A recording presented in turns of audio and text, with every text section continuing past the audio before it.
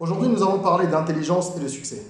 Beaucoup de personnes de notre société contemporaine associent ces deux concepts, comme si en fait il fallait être intelligent pour réussir. Est-ce que c'est vrai? Est-ce que la note que tu as obtenue en mathématiques en classe de 4e par exemple définit tout ton potentiel et peut nous permettre de savoir ce que tu vas réaliser dans la vie? Est-ce que nous ne nous trompons pas dans notre société de façon générale, ou est-ce que l'intelligence est véritablement nécessaire et indispensable au succès? Nous allons aborder ce sujet important aujourd'hui et on va essayer de décortiquer tout ça. On en parle tout de suite. Je suis Régis Sézy, entrepreneur multipotentiel, conférencier, formateur et artiste. Nombre de mes projets ont été acclamés et primés à l'international. Mes ouvrages se sont écoulés à plus de 20 000 exemplaires à travers le monde et j'ai formé plus de 5 000 personnes à ce jour sur les thématiques liées à l'entrepreneuriat, au business, au leadership et au mindset. Je partage avec vous sur cette chaîne du contenu propulsif pour vous aider à rêver, oser et créer. Hello les rocks, j'espère que vous êtes solides. Aujourd'hui, on va parler d'intelligence, de succès, de réussite. Vous savez que sur cette chaîne, nous abordons des thématiques variées qui permettent à chacun de prendre conscience de son potentiel et de l'exploiter au maximum. Si vous êtes là pour la première fois, bienvenue sur cette chaîne. Abonnez-vous, activez la cloche de notification. Tous les jours, sans exception, on partage du contenu propulsif sur les thématiques telles que l'entrepreneuriat, le développement personnel, le business, le mindset, les soft skills, etc. Nous allons voir en quoi l'intelligence est corrélée au succès. Pour faire ça, pour se lancer dans cette tâche qui est immense, et je ne pense d'ailleurs pas que l'on puisse obtenir une seule réponse, mais nous allons apporter, nous, notre point de vue, à la lumière de certains éléments. Il faut donc commencer par définir clairement ce qu'est l'intelligence. L'intelligence est un concept vague. Il y a beaucoup de gens qui ne se rendent pas compte de ça. C'est un concept complexe et vague. Regardez ce qu'on nous dit. Lorsque vous faites une recherche sur Internet ou dans un dictionnaire, on vous dit l'intelligence est une de ces notions qui ne prennent leur valeur que des autres termes auxquels elles sont jointes dans quelques discours qui les composent ou les opposent. On l'oppose parfois à la sensibilité, parfois à la mémoire, parfois à l'instinct et parfois à la sottise. Donc on le pose. Et c'est justement en l'opposant ou en l'associant à d'autres concepts qu'on arrive à la définir. Ça veut dire qu'elle n'a pas de définition précise. Tantôt c'est une faculté, tantôt un degré de cette faculté. Quelquefois on la prend aussi pour le tout de l'esprit lui-même, dont on lui donne l'ensemble vague de toutes les propriétés. L'ensemble vague, donc complexe à définir mais diffus. La définition de l'intelligence est le miroir de la société. Ah, très important. Soulignez ça, notez-le quelque part, vous allez comprendre pour la suite. Je répète, la définition de l'intelligence est le miroir de la société. Ça veut dire que chaque société définit à sa façon ce qu'elle appelle l'intelligence et qu'il n'y a pas de notion figée.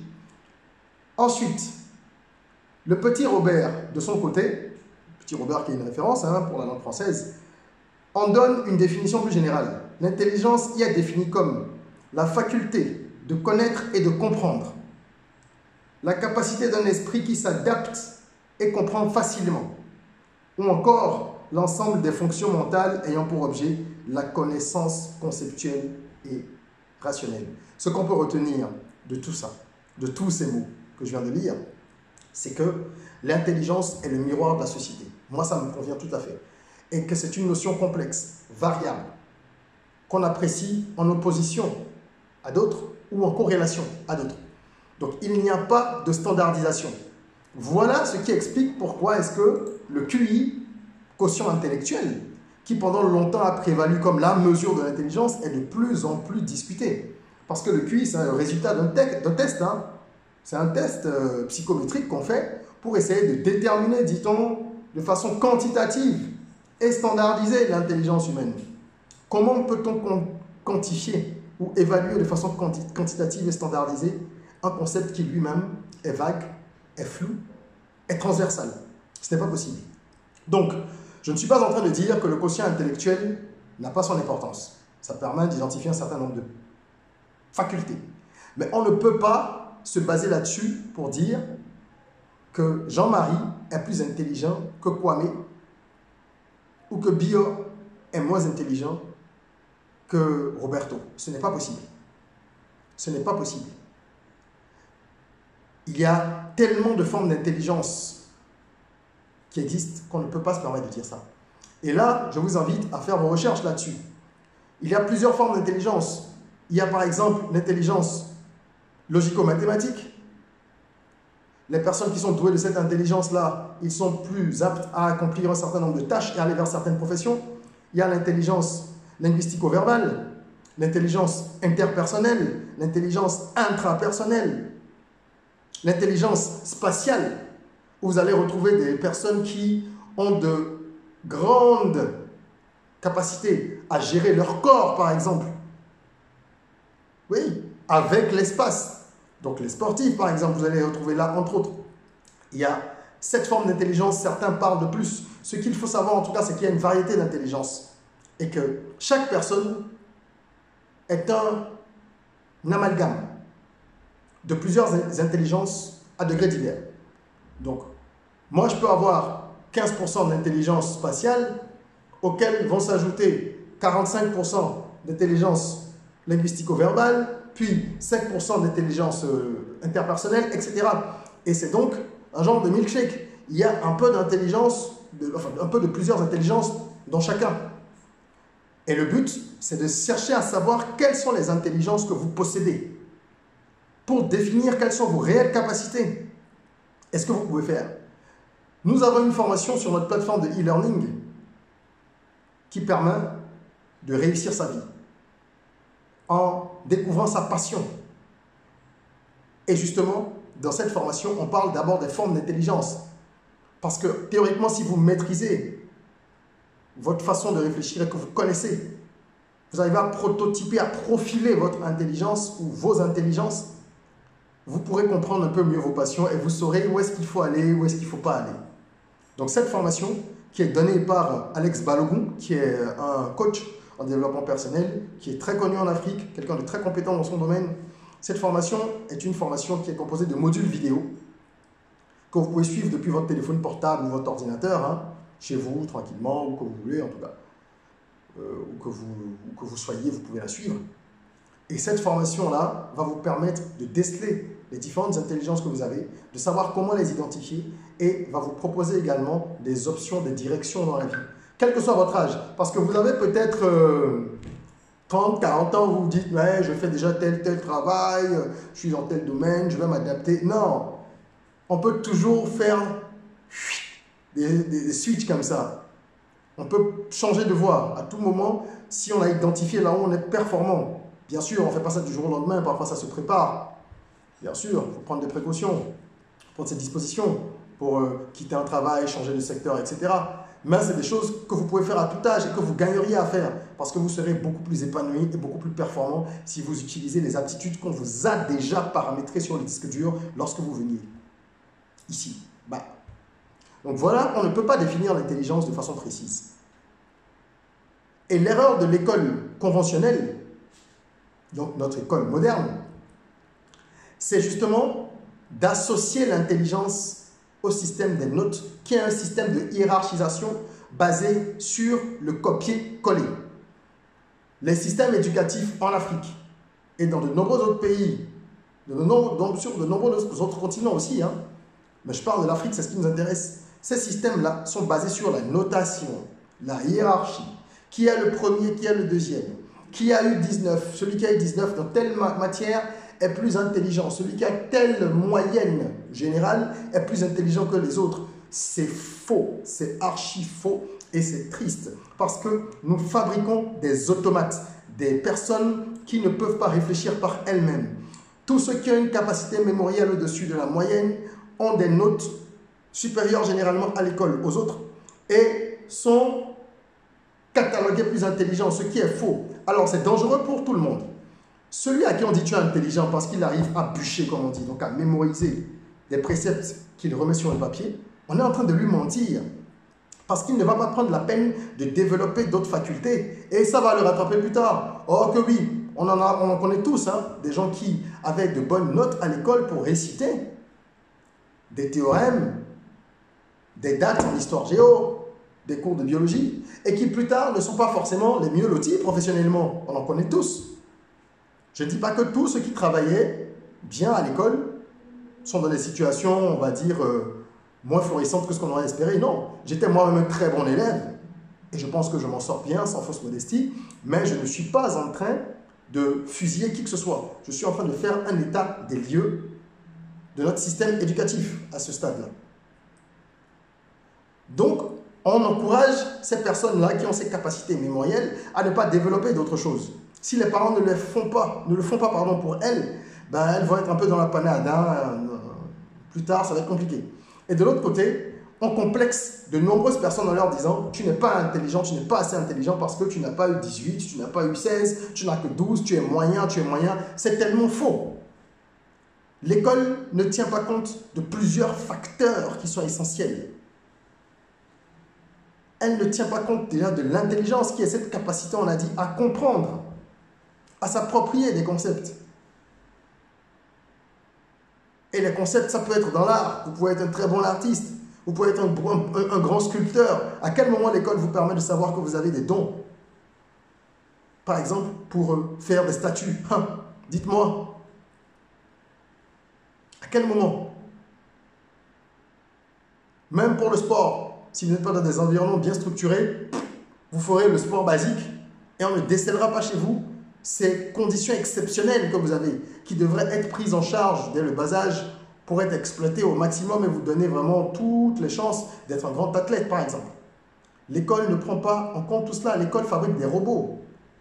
Nous apprenons, nous déversons. Elle ne cherche pas à identifier les talents. Elle nuit à la confiance personnelle. Si vous êtes quelqu'un qui n'a pas un bon niveau scolaire selon les normes de l'école,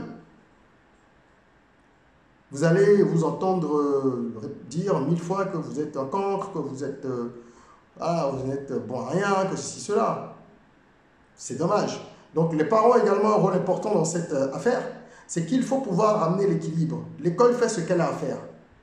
Je ne suis pas celui qui va réformer l'école. Si je crée une école un jour, je crée une école à mon image. En attendant, je ne vais pas réformer l'école, je ne fais que dire ce qui est. Et malheureusement, si ça ne change pas tout de suite, ben les parents doivent prendre leurs responsabilités, ou heureusement, je devrais dire, parce qu'ils ont cette capacité d'équilibrer un peu. L'école fait ce qu'elle a à faire. Vous, en tant que parent, qu'est-ce que vous faites? Vous, en tant qu'être humain même si vous n'êtes pas parent, si vous avez ces traumas-là, parce que beaucoup trimballent des traumas, des pensées limitantes qui ont été intégrées dans leur esprit pendant qu'ils étaient à l'école, par leurs parents et par leurs maîtres, leurs enseignants, leurs professeurs.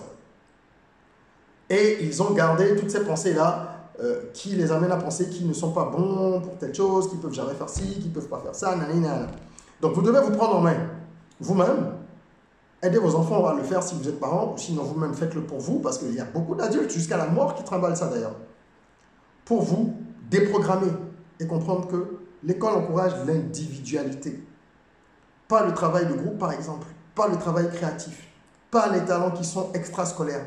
Donc, vous êtes quelqu'un qui a des prédispositions comme tout le monde. Allez chercher à comprendre quels sont les types d'intelligence que vous portez en vous et concentrez-vous là-dessus. Nous avons démarré cette vidéo en essayant de comprendre si on pouvait corréler l'intelligence au succès. On a vu ce que c'est que l'intelligence, telle qu'on essaye de la définir. On a vu comment est-ce que l'école s'éloigne de cette notion transversale de l'intelligence. Et maintenant, nous allons voir s'il n'y a pas d'autres facteurs qui caractérisent ou qui définissent le succès. Je commencerai par dire déjà que l'intelligence en elle-même, si on prend la définition ou les définitions qu'on a pu en lire, bien sûr, ça fait partie de l'équation de succès. Puisque la capacité à comprendre, on a dit que c'est la capacité à comprendre, à s'approprier un concept, à le mettre en pratique. Donc l'intelligence, ça compte, mais il n'y a pas que l'intelligence comme facteur. Heureusement. Donc vous pouvez être d'une intelligence moyenne, encore faudrait-il pouvoir la mesurer.